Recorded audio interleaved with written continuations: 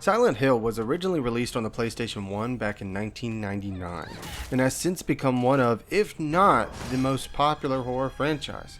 With the latest installment being a remake of Silent Hill 2, it was about time we got a true addition to the series, and that addition would be Silent Hill F. Now, originally I was thinking about playing the first in the series, but then I ultimately decided I wanted to play this one. So here I am playing this one. And this channel is mostly seen older games, so it's good to spice things up and add like a newer one here and there, you know what I mean. But I won't hold you guys up too long, short intro, so without further ado, let's get into it.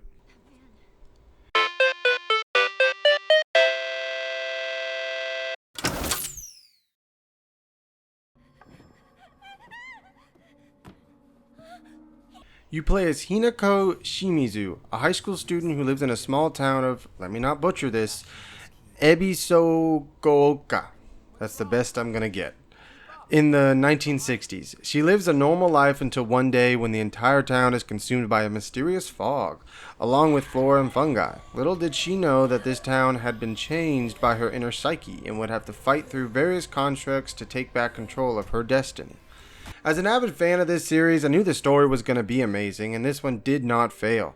The story is just filled with so much meaning and symbolism, I loved every second of it. An inner struggle that materializes into a physical realm, one that the main character must navigate and discover the cold, hard truth.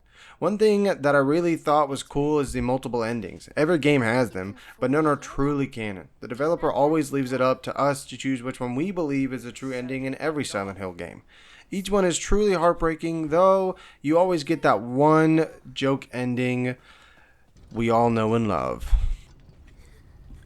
Overall, the story was great, and the developer really puts it in your hands, so much so that every choice you make, whether you realize you're making them, has consequences.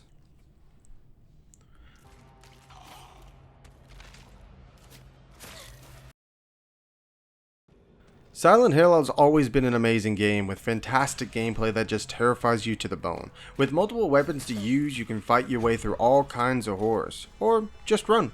That's an option too. Though Silent Hill F does things a little differently from the norm we see in older Silent Hill games. It introduces some new features. Now before we get into these new features, let's talk about my favorite subject, combat. Though something I should point out in this game that does not follow in all the other games is Silent Hill F doesn't have any ranged weapons. No bow and arrow, rifle, handgun, none of that. You think this would make the game a lot harder, but actually it makes it more fun. Though some areas would be a little easier if I had just a small firearm, but you get by. They offer various weapons to make up for this though, all within specific categories. They can range from small to large, each type has its own strike, small hits, quick but light, large hits hard but slow, and medium's just that happy middle we know and love. Now this game took a lot of new steps in the Silent Hill series, and all of them are pretty good in my opinion.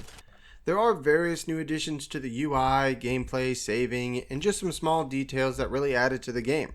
Starting with the semi-obvious one, we finally get an actual health bar. I mean, look at it in all its wonderful glory. Now I know Silent Hill has always had certain ways to tell you you're low on health, but this is just plain and straightforward, and I love it.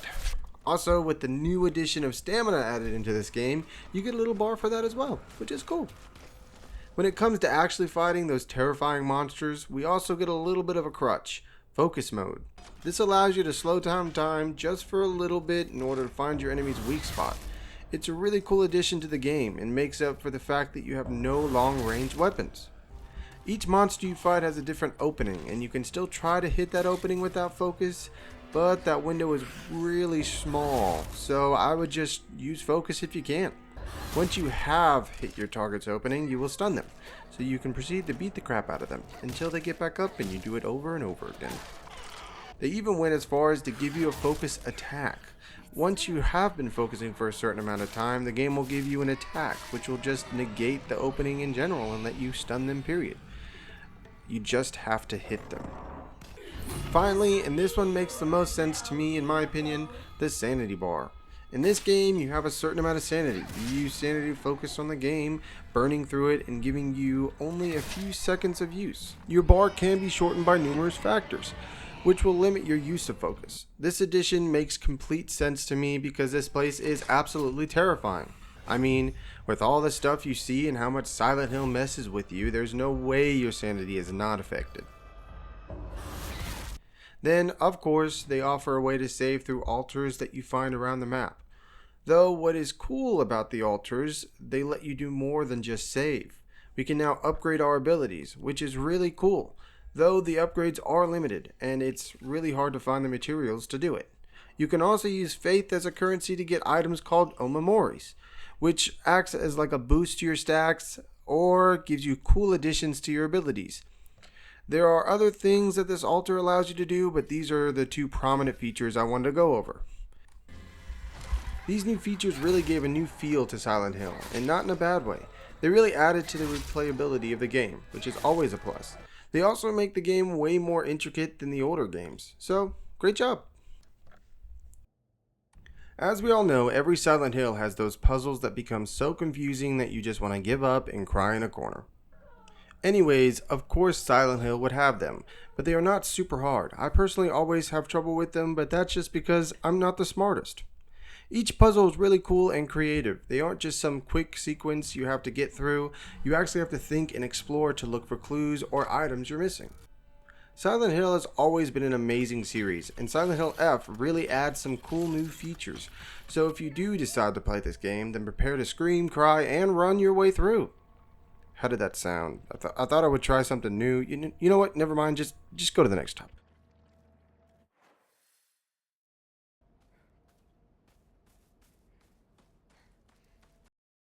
Silent Hill has always been known for its amazing world, filled with dark and scary ambience, and they left no crumbs on this one.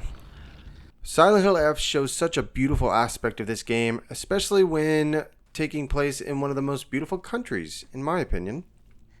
Ebisogaoka, I think I have that wrong, please don't come after me for pronunciation, was actually based on a real town named Kanayama, located in Japan. Honestly, I think it's really cool that it takes place somewhere other than the town of Silent Hill. I guess this kind of just shows that Silent Hill is more than just a town, but we always knew that. The design of this place is absolutely amazing, and the level of detail is incredible. The look of the place just puts you constantly on edge. The map is huge as well, maybe one of the biggest maps out of all the Silent Hills, but I could be wrong. I think Silent Hill 2 might have it beat. I don't know for sure. Let me know in the comments. It's also in constant state of change with the flora and fungi. It's just slowly taking over the town, so every time you revisit, something has changed. Overall, they put a lot of work into this game design to ensure an amazing experience, so great job!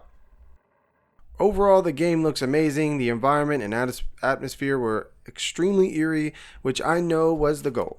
Konami did a pretty good job at adding a new twist to the world, but still giving that feel of nostalgic that we love from Silent Hill. Great job.